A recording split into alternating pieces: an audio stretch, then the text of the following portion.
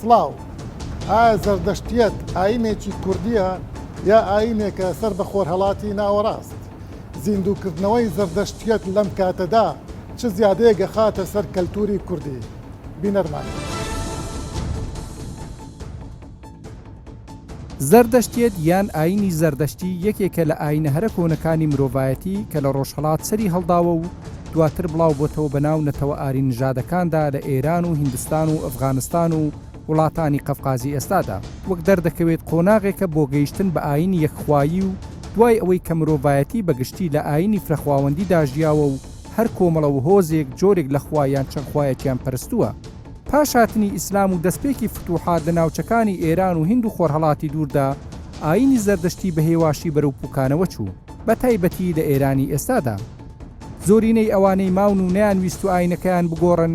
یان بەهۆی هەڵکەوتی جوگرافی بووە یان بەهۆی بەرگریکردن لە ئاینەکەی خۆیان وەک لە ناوچەی یەزدی ئێستای ئێراندا دەردەکەوێت یاخود کۆچیان کردو بەرەو هیندستانی فرەئاین و لەوێ گیرساونەتەوە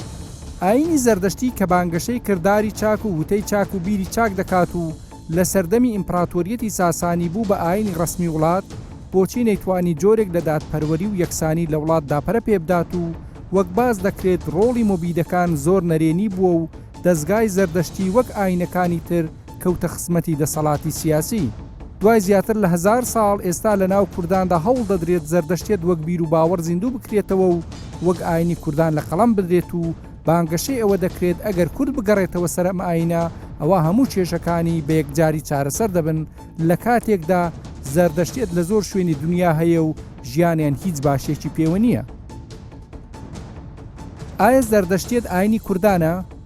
یاخود ئاینێکە لە خۆرهەڵات دەرکەوتووە و سەر بە هیچ نەتەوەیەکی دیاریکراو نییە؟ لە ئێستادا بۆچی هەوڵ دەدرێت بە ناوی کوردایەتیەوە زەردەشتێت زیندوو بکرێتەوە؟ هەندێک لەو ڕەخنە و تۆمەتانەی کە لە زەردەشتێت دەگیرێت وەک هاوسەرگیری نێوان خوشک و برا و ئەسڵ و بنەچەی مرۆڤ زەردەشتیەکان چۆن وڵامی دەدەنەوە؟ ئێوە پێتان وایە کە زەردەشتی دینی کوردیە بەڵام زۆر کەس پیان وایە کە دینێکی فارسیە زۆرتر نەک کوردی کورد لە نەبوونیە ئەیکا بە کورد پێت وایە قسەی ڕاست بێ؟ نا بە پێچەوانەوە تۆ کاتێککە باسی ئاینێک دەکەین ئەبێ بزانانی جێگەی سەر هەڵدانی چ زمانێت چ فەرهەنگی باسی چێکە لە سەردەمێکا بووە لەکوێ سەری هەڵداوە ئێمە ئەبینین بە خۆیان ئەوانەشی کە ئێستا بەش با بڵین فارسەکانیش و هەندەکانیش و هەموو ئەوانەشی کە هەیە هەموو سەرچاوەکان ئەبینین کە زەردەشتی مەزن لە ناوچەی لە نزیکی گۆلی ورمێ لە نزیک شاری مەهاباد لە شیزی ئەودەم لەدایک بووە بە مێژووی بەشەریەت بێجگە لە کورد هیچ نەتەوەیەکی دیکە لەوێ دیشتەجێ نەبووە وە سەردەمی ئەویش بە تایبەت ئەو بە کوڕی لەو کاتەیە کورد هەبووە بە ناوی وەکو وشەی کورد ئەلبەتە ئێمە زۆر تازێ وشەی کورد هاتووە بەڵام ئێمە ئەوە نەتەوەی کورد و ئێستا پێیان دەوترێ کورد ئەو کۆمەلگای کە لەو دەما بوون بەڵام ئەوەی کە گرنگە بێڵین لەو سەردەمەدا هیچ کەسێک لەوێ نەژیاوە هەتا دوایش و هەروەها ئەو کوڕی مەسمۆغانی ئەو دەمە بووە و مۆغەکان بە درێژایی زەمن و هەتا ئێستش هەمووغەکان هەر کورد بوون تەنها کورد ئەتوانێ موغ بێت. زۆر باشە ساسانیەکان زەردەشتی بوون بێگومان زەردەشتی باشە من پرسیارەکەم لەوەیە ئەو پێتان وایە ئەوە ئیسلامە زەردەشتی لە ناو بردووە ئەسکەندەری مەکدۆنی و پێش ئەوان هەخامان شتێکان و ئەمانە زەردەشتیان زائیف کردووە لەوە پێش هێرشی ئەلەکسەندرای مەگدۆنی بۆ سەر زەردەشتی نەبوو بەڵکو دەسەڵاتێک بووە بۆ ڕوخانی دەسەڵاتێکی تر یا بۆ ڕوخانی ئیمپراتۆرێتێک و ئاینی ئەو دەمەش ئاینی خەڵک ئاینی زەردەشتی بووە و لە ئەلەکسەندرای مەگدۆنی خۆشی یەکێ بۆ لەو کەسانی کەەوە کەوتۆتە ژێر تەسیرات و کاریگەری توراسی زەردەشتی سوتانوێتی بڵێ ئەو دوشمنایەتیە کە لەگەڵ دەسەڵاتداران ناکردێت بەڵام توراسی زەردەشتی لای تەنها داریوس نەبوو بەڵکو لای موغەکان بووە خۆ ئەو نەموغەکانی کوشتۆ نەموغەکانیشی لەناو بردووە بەڵکو توراسی بە ئاینی زەردەشتی و هەموو مێژۆکەی و لەگەڵ هاتنی ئیسلاما زەردەشتی وردە وردە دابەزیوە تاکۆ گەیشتوتەوە حاڵەتی ئەمڕۆی نەخێر لە هاتنی ئاینی ئیسلام کۆتایی بە زەردەشتواتە جینۆسایدی زەردەشتی بووە قەدەغە و حرام کراوە زەردەشتی لەگەڵ هێرشی ئەلەکسەندرای مەگدۆنیە جیاوازە لەم لەحظە با من شتێکە عەرزکەم ئێمە حەدیثمان هەیە ئەزانم ئەڵێ مەجووس بە زەردەشتیەکانان تۆ وەکو ئەهلی کتاب مەعامەلەیان لەگەڵا بکەن یعنی مایان کوژنەوەی بەس جزیان لێ بسڕن جیاڵە کورد خۆی نەبووە بە موسڵمانیان ئەوە تەنها قسەیەکە ئەوەی قسەیەکە یا بۆ جوانکردن ڕەنگە کۆمەڵە سەرچاوەیە وتبێتیان بۆ جوانکردنیەوە بەڵام بە سەرچاوەکانی خۆیان بابێنین کە چ شەڕێکیان لە ناوچە کوردستانیەکانە یانە چۆن زەردەشتەکان ناکردووە چەند ملیۆن کەسیان کوشتووە چەند ملیۆن ژنیان بردووە چۆن سەرد و سامانیان داگیر کردوون چۆن هەموو ئەو ناوچیان داگیرکردووە هەتا ئێستش داگیرکاریە تێیدا و قەدەغە کراوە یا ئەوەی قەدەغەکە نەکرا بێ با بڵێن سەرانیان لێوەرگرتوون و بە سەرانە ماونەتەوە تەنانەت یەک پەرتووکی ئەوێستا 50 درهم جیهادی لەسەر بۆ هەر کەسێ پەرتووکێکی ئابێستا یا دەخێکی ئەوێستایی یا هەڵکردراوێکی ئەوێستایی یا مێژووی کوردی یا نەتەوەکانی ئەو دەمەی کە زەردەشتی بوون لەسەر بەردەکان دۆزرابێتەوە بردویان 50 درهمیان بۆ ناردوون کە کتێبەکان بردۆ سووتان ئەمە سەرچاوەکانی ئێمە پەرتووکمان هەیە دەقە بە دەقە هەنگاو بە هەنگاو نووسراوەتە ئێمە شعرێکمان هەیە پۆراپۆشە نووسیوێتی کە لە سەر پێستی ئاسک لە نووسراوەتەوە لە ئەسکەوتی هەزار مێر دۆزراوەتەوە من ئەمەوێ شعرەکە بخوێنەوە بزانە هەمووی چوار نیوە دێڕە 6 نیوە دێڕە ببوورە 3 دێڕە بزانە چۆن وەک ڕۆمانێک لەم 6 نیوە دێڕەدا باسی دەکات دەڵێ ئورمزگان ڕمان ئاثران کوژان وێشیان شاردەوە گەورە گەورەکان بەدکارە عەرەب کردنە خاپور گنانی پاڵە هەتا شارە زوور ژن و کەنیلا وەدیل بشینە مرد ئازات لیاوە ڕووی هوینە ڕەوش و سەرتوشتمانوە بێدەست بەزەی کانەی کا هورمزوە هیچ کەس ئەمە زمانی ئەو دەمی ساسانەکان و کۆمەلگەی کوردی بووە زمانی ئەو دەمی وڵاتی زمانی ساسانی زمانی فەیلیە پەهلەوی فەیلی شتێکم بیست لە فەیسبووکمانە کەوتوتە ئینسان لە دار دروست بووە لە شتی چوا بوو نەخێر هەرگیز ئەلبەتە ئەوە هەڵە تێگەیشتێکە لەوەدایە بە وەرگێڕانێکی هەڵەیە بەندە وتومە کە مرۆڤیش کە هاتوومەتە سەر مرۆڤیش وتومە وەکو ئاژەڵ و جاندار لە سروشت بووە گەشەی کردووە هەتا گەشتۆ بە مرۆڤ ئێستا و جۆرێکە لە ئاژەڵ واتە ئاژەڵێکی گەشە کردووە یعنی لە زەردەشت بڵێن ئەمە قسەی بەڕێستە قسەی زەردەشتە ئەمەی کە من ئێڵم قسەی خودی موگەکان و زەردەشت و زانستی بڵین زەردەشتی لە کوردستان لەگەڵ هەند و لەگەڵ فارس چەند جیاوازێکمانەیە بۆ نمونە پلەی ئاینیەکان لەبەرەوە ئێمە کوردین و کوردەکان ئەبن بە موخ چونکە ئەوانە بن بە پیر ئەوانتر ناب ئەوان هیربەد و مەبەد و دەستورالیان هەیە ئێمە پیر و پیرشالیار و مەزمۆغانمان هەیە وەکو موغەکان وەکو قوڕەی شوانە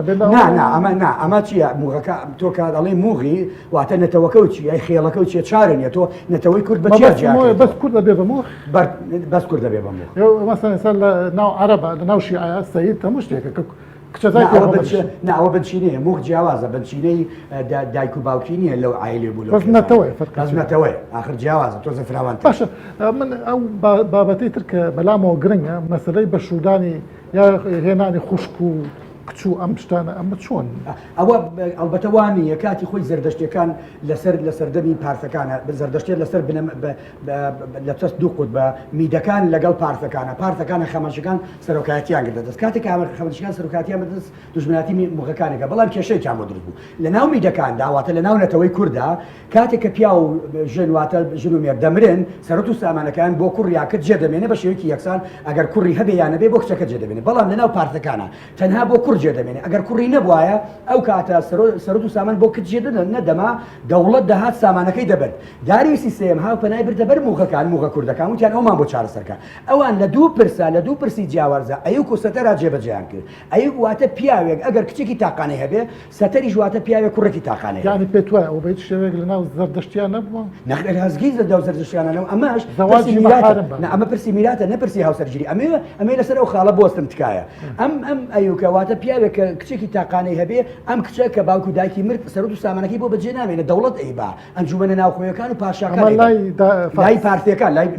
لای پارتیەکان واتە لای هەخامەرجەکان لای فارسەکان نە لە لای کوردەکان نە لای میدەکان بەڵام ئەوان هاتن جێبەجیان کرد کە ئەم پیاوە کە کچێکی هەیە خۆی مردووە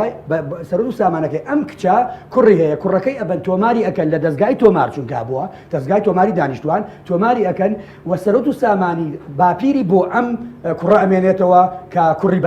بێ بە کوڕی باپیری واتە هەڵگرتنەوەی دوای مردنی باپیری و هەروەها سەتر چییە بۆ کە پیاوی کوڕێکی تاقانە هەیە کە کوڕە تاقانەکەی ئەمرێ خۆشی مردووە کوڕە تاقانەکەشی ئەمرێمە خوشکی هەیە منداڵی هەیە کوڕی هەیە کوڕەکەی ئەکەن بە ناوی خاڵەوە کە مردووە باشە کە مردووە دوایی ئەوە کە سەرۆت و سامانەکە خاڵی یا باپیری بۆ ئەم کوڕە ئەمێنێت و ئەیش بەسەر یەکسانی بەسەر یەکتر دابژە یعنی ئەمە پرسی تکایە ئەمە پرسی میراتە نەپرسی هاوسەر زۆر باشە ئەمە وازەحە بێمە سەر بابەتی تر مەسەلەی شوکردن بە غەیری زەردەشتی وەژنێنان لە غێری زەردەشتی لجۆم لە یاخود شتێکم خوێندەوە کە ئێستا ژنانی زەردەشتی ناتوانن شوکن چونکە پیاوانی زەردەشتی کە کەمن ئەتوانن لە غەیری زەردەشتیشون بێنن بەس کچی زەردەشتی ناتوانێت شوکا بە غەیری زەردەشتی لای مسلمانی شەروایە ئێمە کوردین و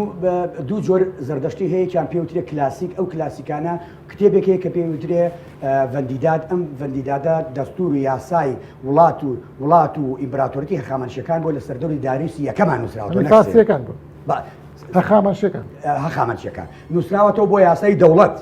ئەم زەردەشتیانەی کەوا فارز بوون لە ڕاستیە ئەم یاسانەی ئەم نووسیوێتەوە بۆ یاسای دەوڵەت ئەوە پیادە دەکەن ئێمە پیادە ناکەین ئێمە گاتاومان هەیە لە ئێسناهاتی 53 بڕگەی سێ ئەڵێ ئەی کچان و کوڕان هاوسەرگیری اختیار ئازادانەیە لە ڕێگەی بیرکردنەوەی چاکەوە لە گاسای زەردەشت لە گاتاوەکانی ئێسناهاتی 53 بڕگەی سێ ئەوە ئەڵێ کەواتە هەڵبژاردننی هاوسەرگیری لە لای زەردەشتەکان اختیارە واتە ئازادانەیە هیچ پەیوەندی نەبەنەتەوە نە بە ئاینەوە نە بە پێستەوە نە بە جوغرافیەوە نە بە هیچ زمان وەکو قورئان وایە بەڵێ تەنها باس گاسە لەوەش باسی ئەوکە کە کچ بۆ هەیە شوکا بەغەیری بەڵێ اختیارە ئەڵێ ئەو باس ئەو هەرگیز ئاوینی زەردەشتی ئاینێک نییە بچێتە ناو وردەکاریەوە زەردەشتیت فکرە ژیانە جیهانبینیە حەو قۆناغی عرفانە بالمناسبە باس ئێمە ئەڵێن زەردەشت دینە بەڵێ دین ئاینە دین جیایە ئاین جیایە باشە لە زەردەشتیە قیامەت هەیە قیامەت وەکو ئەوەی کە بۆ سزا بێت چونکە ئێمە لە ئەهونەوەرا هەمانە ئەڵێ چاکە بکە تەنها لە پێناوی ئەوەی کە چاکە واتە چاکەکردن پاداشتی نییە قیامەت لای ئێمە مردن باوەڕمان بە عالەمی ئەڕواح نییە ڕۆح وجودی نییە ڕۆحی پرسی بتپەرستیە کەسێکی وەکو فرعون کە خۆی کردو پادشا و خوددا کە دەمرێت و زنوو دەبێتەوە کۆمەلگا بتپەرستەکان پاشاپەرستەکان ئەمان هێناوتە ناو ئاینەکانی خۆیانەوە لە کۆمەلگای زەردەشتیدا لە ئاینی زەردەشتە لەبەرەوە ئاینی لەسەر بنەما ئاینی میثرا بووە باوەڕی بە فرەوەهرەکە بەو بەرزەخ بۆ بنچینەکانی خۆی ئەچێتەوە نە ئەوەی بەهەشت و دۆزەخێکە بێت لە دوای مردن. ئاین ناسنامەیەکی سەرونەتەوەیی هەیە بۆچی زەردەشتەکان هەوڵ دەدەن ئەم ئاینە و کوردایەتی لێک گرێ بدەن زەرورەتی گەڕانەوەی کورد بۆ زەردەشتێت دەچیدایە لە کاتێکدا ئاینی ئیسلام تێکەڵ بە ژیان و ئەخلاقی کورد بووە بەڕێزت لە وەزارەتی ئۆقاف ئاگاداری کۆمەڵک ئەو ڕێکارانی کردنا وەزارەتی ئۆقافە هەن لەبارەی ئاینەکانەوە من ئەمەوێت لەبارەی زەردەشتیەکانەوە پرسیارکەم لێرە زەردەشتەکان لە کوردستانە وەسعی یاساییان چۆنە؟ وەسعی یاسایی زەردەشتیەکان لە دوای ساڵی 2015 جێگیر کراوە بەپی یاسا لە پەرلەمانی کوردستان کە یاسای ژمارە 5 ساڵی 2015 کە کۆی پەرلەمانتارانی کوردستان دەنگیان بۆ داوە و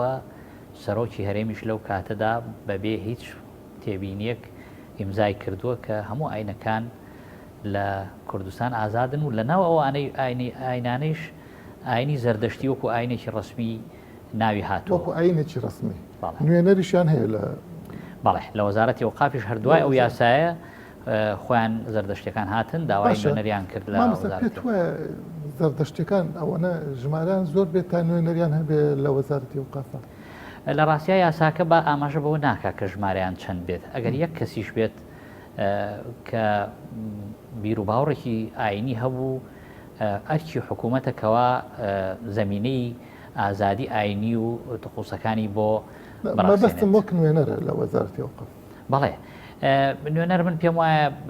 لەبەرەوەی کە لە یاساکە هاتووە کەواتە پەرلەمان قەنەعەتی بەوە کردووە کە ژمارەیان ئەوەنە ئەبێت کە نوێنەریان داتیەوە فعلەن هەرچی کاتێکە زەردەشتەکان هاتنە وەزارەتی ئەوقاف بۆ ئەوەی نوێنەر وەربگرن ژمارەیان لە نێوان 40 بۆ 50 کەس بوو کە لە ناوچە جیاجیەکانی هەرێمی کوردستانەوە هاتن ئەو کەسانە بە حوزوری خۆیان هاتبوون وەکو شەخص بەڵێ وەکو ئیمزای خەڵکیان پێ بوو چەنە مەسەن چەند هەزار کەسێک نەخێر وەکوتم ئێمە ئەمانویست لە وەزارەتی ئەوقاف ئەرکی یەکێک لە ئەرکەکانی وەزارەتی ئەوقاف ئەوەیە جێبەجێکردنی ئەو یاسایانەیە کە لە پەرلەمان دەرەچێت بە تایبەتی ئەوەی کە پەیوەندیدارە بە لایەنی ئاینی زۆر باش مامۆسەبام ئەم پرسیار لەوانەیە تۆزێک حساس بێ لە کوردستانە زەردەشتی هەیە ئەسڵ زەردەشتی بێ یا هەر مسلمان بوون و بوونەتە ینی مەبەستمەوە بە تەسکەرە مسلمان بوون وەکو خۆمان بڵێ ئێستا بوونەتە مەسیر من پێم وانە کەسێک هەبێت یا عەلاقەل من کەس ناناسم کە هەر لە ئەسڵا زەردەشتی بوو بێت چکۆ جەنابەت ئاماژەت بۆ کرد دوای هاتنی ئیسلام بۆ ئەو ناوچەیە زەردەشتەکان تقریبن کۆتاییان پێ هاتووە بەڵام کاتێک کە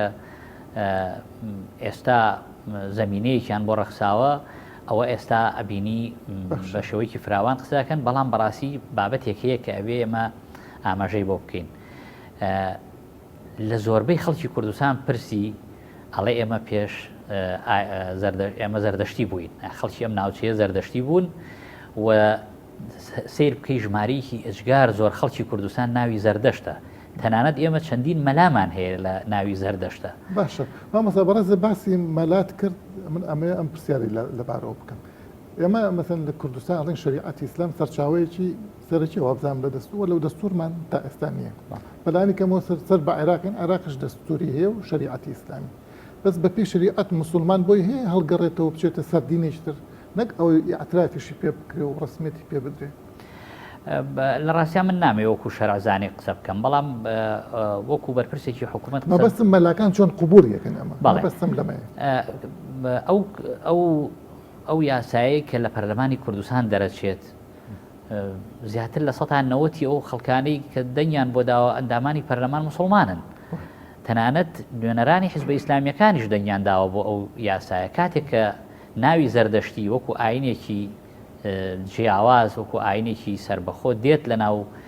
یاساکە بۆیە مامۆستایانی ئاینیش بەشێکن لە کۆمەڵگە و پێویستە ڕێزی لێ بگرن و پابند بن پێوەی بۆ فعلەن من هەستەکەم جۆرێک لە نیگەرانی هەیە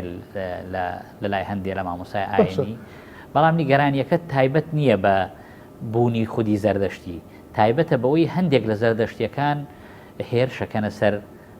ئاینی ئیسلام ناتوان بڵم هەمووی خەتا ئەوانە چونکە هەندێک جار بەبێ مناسبەش ینی هێر شەکرێتە سەر نەکە زەردەشتی هەر غەیری ئاینی ئیسلام هێر شەکرێتە سەر زۆربەی ئاینەکانی تر بەو پێی کە زۆرێک پیان وایە کەوا جگە لە ئاینی ئیسلام ئاینەکانی تر هەموو باتڵ و نابێ مامەڵیان لەگەڵا بکەی یان لە باشترین حاڵەتا بە وهم صاغرونن يعني لەوە زیاتر بۆچی ئەبێ بڵێن زەردەشتێت دینی کورد ینی کەی لەو کاتا هەر شتێک هەبوو بە ناوی کوردەوە بەو معنایی کە ئێستا بڵێن بۆی بگەڕێنەوە بۆ ئەساڵەتی کوردی خۆمان ئەبێ بگەڕێنەوە بۆ زەردەشتی خۆ دین هەر دینە کابرا مەسیحی بێ مسلمان بێ زەردەشتی بێ کورداگەر چ مشکلەیەکی هەیە لە دینە یانی خۆی گەورەترین غەڵەتە کە کەسێک بڵێت ئیدعای ئەوە بکا بڵێ فلان دینی کوردیە چونکە بەڕاستی دین بیر و باوەڕە بیر و باوەڕ علاقەی بەوە نییە ڕاستە ئەکرێ بڵی خەڵکی ئەو ناوچەیە بە هەرێمی کوردستانیشەوە لە سەردەمێکە هەموو زەردەشتی بوون یا هەموو مەسیحی بوون سەردەما شتێک هەبووە بە ناوی کورد ئەگەر نەیش بوو بێ ئێمە واریسی ئەوانین ینی ئێمە ئیستا واریسی ئەو خەڵکانین کە لێرە ئێمە نەوەی ئەو خەڵکانین کە لێرە ژیاون بۆیە گرنگ نییە بەڕاستی ئەگەر شتێکە بوو بێ بە ناوی کوردیانە بوو بێ ئەجینا خۆ جا و کاتە لە سەردەمی سەلاحەدین ئەیوبی شتێک نەبوو بە ناوی کورد بەڵام ئێستا سەلاحەدین ئەیوبی لەسەر کورد مەحسوبەکرێ ڕەنگە بۆ بەس ئەو سەردەما هەر کورد هەبووە یانی مەسەن ئەو شعرێکە بە کاڵێ القائد الكوردي صلاح الدين الكوردي ناوی کورد هەبووە لە سەردەمی بەس لە سەردەمی زەردەشتا کە ئەو لە ئازەربایجانیش دەرکەوتووە نازانم چۆن بڵێن ئەوە کورد بووە من ڕاستی لەگەڵ ئەوە نیم هەرگیز بە هیچ دینێک بوو تێ ئەمە دینی کوردیە ئێستا بینی هەندێک ئیدعا کرێڵێن زەردەشتیەکان کاکەیەکان ئێزیدیەکان ئەمانە ئاینی ڕەسەنی کوردین و ئەمانە بەڕاستی ئەو من لەگەڵ دەستەواژانان نیم چونکە ئاین بیر و باوەڕە علاقەی بە ڕەسەنایەتی و بە ئەوانە نییە ماوە لە کۆنگرێکی گەورە بەشداریت کردووە بزانم زەردەشتەکانیش بەشدار بوون تۆ پێت وایە وەک بیستی بێتە لەوێ زەردەشتەکان لە جیهانە زۆرن من لە ئوسترالیا بەشداریم کرد لە شاری پێرس لە ڕۆژاوای ئوسترالیا بەشداریم لە کۆنگری جیهانی زەردەشتەکان کرد کە نوێنەری هەموو زەردەشتەکانی جیهان تایە بەشدار بوون لەوێ زۆر بەڕوونی لە یەکێک لە دیراسەکانیا کە خاتونێک پێشکەشی کرد کە خۆی لە ئوسترالیا دانیشە و بەڵام بەڕەگەس ئێرانی بوو بە ڕەچەڵک ئاماژەی بۆ ئەو کرد کە ژمارەی زەردەشتیەکان کەمترن لە 900,000 کەس لە هەموو جیهانە من ئەو جدوەلەم لایە کە ئاماژەی بۆ کرد ئەستەن لە ناو عێراقا وڵاتێک لە ناو عێراق و کوردستانە هیچ ئاماژەیەکی تیانێ بۆ ئەوی زەردەشتی هەبێت بۆچی وەک هەر دیاردەیەکی تری کوردستان زەردەشتیەکانیش دابەش بوون بەسەر چەند بەرەیەکدا و هەر یەکەیان ئیدعای نوێنەرایەتی زەردەشتیانی کوردستان دەکات ئاینی ئیسلام لە مێژوودا چۆن مامەڵەی لەگەڵ زەردەشتیەکان یامەجووزدا کردووە هەڵوێستی شریعەتی ئیسلام چییە بەرامبەر بە زیندووکردنەوەی ئاینی زەردەشتی یاخود بەرامبەر بە مسلمانێک کە دەبێتە زەردەشتی؟ زەردەشت کاتی دەرچوونی ئەو بەروارە ئەو مێژوە هەندە لە نووسان ئەڵەن 3500 ساڵ پێش زاین یاخود پێش وستان هەندێکیش نزیکیەخن و تو پێتوان لە چ کاتێکە زەردەشت دەرچوو ئەوە تەحقیقە کرد سەرەتا زەردەشت لە سەدەی 7 بۆ 6 دایان زانایەکانی مێژوو نووسەکان دەڵێن زەردەشت خەوتەمی پێش زاین بەڵێ پێش زاین بەشێک دەڵێن زەردەشتیەک 1300 ساڵ پێش زایان بووە بەشێک دەڵێن 1000 ساڵ بەڵام ئەوەی مێژوو نووس و توێژەرەکان لەسەری کۆکن دەڵێن لە 7 بۆ 6 پێش زاین خەوت لە 6 پێش زاین دەوڵەتی میدە زەردەشت لە دەوڵەتی میدیا بوو 2700 ساڵ پێش ئێستا دەوڵەتی میدیا بووە بەڵێ ئەو کاتی هەبووە بەڵام یەکێک بۆ لە ئاینەکان بەڵام لە سەردەمی ساسانی بوویتە ئاینی فەرمی وڵاتەکە هیچ بەس مەبەستمە زەردەشت هاوکات بۆ لەگەڵ دەوڵەتی میدیا نه ئەوان دەڵێن توێژەرەکان خلافیان هەیە دەڵێن لە سەردەمی هاخامنشینەکان بووە لە سەردەمی میدیەکان بووە بەڵام توێژەرەکان دەڵێن بە حسەبی دەستنووسەکان بە حسەبی زمانەکە بە حسەبی گوێرەی نووسینەکە 700 بۆ 600 ساڵ پێش زاین بووە تۆ پێت وایە وەک تەحقیقت کردبێت زەردەشت دینێکی ئاسمانیە وەک بوزا دینێکی ئەرزیە زەردەشتێت هەر زەردەشت بناما و قسەکان و شتەکانی زۆر چاک بووە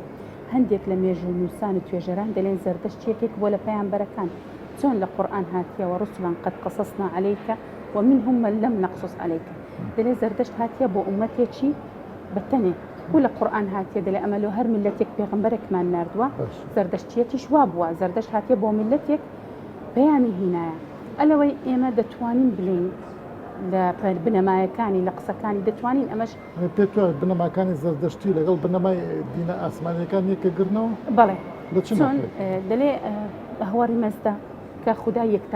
یەکتاپەرست بینە بەس خودایان پەرستیە و دوایەش چی کردیا گوتیتی ئەمە سێشتی ئەساسیم هەیە لە ناوتان هۆ خت و هۆمت هۆشت واتە کردداری چاک وتەی چاک بیری چاک لەنا خەڵکەکەی بڵاوی کردەوە لە ئاینی زەردەشتێک ڕۆژی پەستانمان هەیە نوێژ هەبووە ڕۆژوو هەبووە لە ناو ئاڤێستا باس کراوە ئەوانە هەموو باس کراوە پاشان ئەگەر فەتحی ئیسلامی کراوە ئەوە جوانترین نمونە بووە لە ئیسلام ئەگەر هاتوونە جێ سەربازە ئیسلامەکان گوتیانە ئیمامی عومەر گوتیان ئەمە میلەتێکمان دیتیە نازانین چیان پێ بڵێن چۆنیان ڕەفتار لەگەر بکەین ئیمامی عومەر گوتی فەنوا بهم سنة أهل الكتاب باش کەواتەوە چی ئەهلی کتاب مامەڵە کراینە باش يعني وەکو مەسیحی و جوولەکە حساب بەڵێ هەر لە قورئانیش هاتێ کە باسی ئەفۆن بورە کە باسی ئیسلام کرا الذين آمنوا والصابئين والنصارى باش والمجوس بۆ پێیان گوترایە مەجوس ئەلێرە دوو ڕەئیمان هەیە ڕەئیەک دەڵێ ملەتەکە ناویان وها بووە مەگوژ بووینە بەس بە عەرەبی لەبەرەوەی گەئمانیە بەجێ بووە بەڵێ هەندێکیش دەڵێن لەبەرەوەی پیاوە ئاینیەکانیان موغ بووە بە موگوش هاتیە لەبەر پیاوە ئاینیەکانیان ئەو ناویان پێگوترایە يعني بڵێن مەجووس بە معنای ئاگرپەرست نایە ئەوانە سەربازە ئیسلامەکان ئەوانە هەیان کیانە مەجووس یعنی ئاگرپەرست بەڵام ئەوە میلەتێک بووینە ئەوانە يعني خوان ئاگرپەرست نەبوو تۆ پێتوانێت زەردەشتی ئاگرپەرست بن نەخێر ئەمە لێرە نمونەمان هەیە لە سەرچاوەکانیش باس کرایە لە ناو زەردەشتیەت ئاگر بە پیرۆز زانراوە بۆ لەبەر ئەوەی زەردەشت لە ناوچەیەکی سارد لەدایک بۆ ئازار بێجان ئەلەوێش ئاینەکەی بڵاو کردەوە بەردەوام خەڵکەکە ئاگریان کردەوە بۆ ڕۆناکردنەوە و خۆگەرم کردنەوە بینە سەر ئێستا لە ئێستا زەردەشتیەت لە کوردستانە هەوڵە درێ بۆ زیندووکردنەوە من دوو پرسیارم لەمە هەیە یەکەم لە ڕووی دینیەوە ئەمە هەڵگەڕانەوە نییە لە دین عقوبەی خۆی نییە پێت وایە لە ئێستا ئەکرێ خەڵک لە هەڵگەڕێتەوە بۆ زەردەشتی نەخێر لەبەرەوەی ئاینی ئیسلام هات هەموو ئاینەکانی تکەیستڕیەوە ئێستا بەس ئیسلام هەیە ئەمە هەموو بەس ئیسلام ئەوەی هەڵگەڕێتەوە لە ئاینی ئیسلام ئەوە مرتەدە ئێستاوە مەسیحی ماوە و جوولەکە ماوە بۆچی ناکرێن ئەمن یعنی ئیسلاممان ئێمە بەتەنەیە بەڵام مەسیحی هەیە جوولەکە ماوە لە قورئانیش ناویان مسلمان بۆی نێ بێتە مەسیحی یا جوولەکە یا با بڵێن زەردەشت بۆ خۆی ناکتە جوولەکە لەبەرەوەی ئێمە دەزانین ئاینی جوولەکە داخراوە مغلقە لۆ مەسیحیەت شەمە دەزانین کە هەیە بوویتە مەسیحی و هەیە بوویتە زەردەشتی بەڵام ناکرێت نابی ئاینی خۆی بگۆ حکمی چییە؟ ئەوە حکومەکەی لە لای زانایان وەردەگرێت باشە بەم پرسیار بەشی دومی ئەم پرسیارم ئەمەیە لە ئێستا ئەم هەوڵە بۆ زیندووکردنەوەی زەردەشتی لە کوردستانە دەتوانێت دەستێکی سیاسیە لەم شتێن خۆی ئەو زیندووکردنەوەی ئاینە بەشێک دەلێن لەوانەیە دەستێکی دەرەچیە پێت وایە ئەم عادەتە هایلی کە باسێکن 100,000 و 200,000 ئەمە ڕاستەیە مبالغەیەکی زۆرە نەخێر مبالغەی زۆری تێدایە ئێستا زەردەشتیمان هەیە لە ئیران لە هیندستان لەوانە قدیم هەن بەڵێ بەڵام لێرە مبالغەی زۆری تێدایە ئەگەرەوەها زۆر بانایە خۆیان بەدەر دەخست و هەنجین ئەتەشگایان دەویست بەڵام ژمارەیان زۆر نییە پێت وایە ژماران کرد بەڵام ئەوانش لە ئێستاە لە کوردستانە لەگەڵ ئەوەشە داباش بوون بەسەر دوو گروپە کە هەردووشان دژی یەکن یان وەکو خۆمانەوەی چەقۆ لە یەکترەسون ئەمەش مەسەلەیەکی سیاسی نییە زۆرتر ئەمەش هۆکارەکە بۆ ئەوەی ئاینی زەردەشتێت زیاتر زیندوو نەبتەوە یەک لەو هۆکارانێک کە ئاینی زەردەشتێت ئێستا زیندوو نەبتەوە چیە ئەو ناکۆکەیە نێوان ئەو دوولایانە پێت وایە خەتای ئەو دوولانەیە کە زیندوو نابێتەوە هەر خۆی پێت وانێ خەڵک پێتوانێت خەڵک لە ترسان ناوێت بێتە زەردەشتی یادینی خۆی بگۆڕێت چونکە کۆمە بێجگە لەو حکومەی کە ئاڵەن ئەکوژرە و مەختەدا کۆمەلگەش تەقەبولی ناکات خەڵک نانی لەگەڵ ناخواش نینایەتێ ئەبێزرێت دوورەخرێتەوە ناو کۆمەلگە ئەکرێت تشتێکی مەغزوب عەلەیهی بەڵێ کۆمەلگا تەقەبول ناکاوە ئەو ئاینانەی هەشن وجعلناكم شعوبا وقبائل لتعارفوا لقرآن هاتیە لە سەردەمێکدا دەژین کە هەموو ئاین و ئایدۆلۆژیەکان لە تەنیشت یەکترەوە دەتوانن مرۆڤ بەرەو کامەڵبوون ببەن و هیچ ئاین و ئایدۆلۆژیایەک بەتەنیا ناتوانێت بانگەشەی تەنیا ڕاستی و تاکە ڕێگەی حەقیقەت بکات.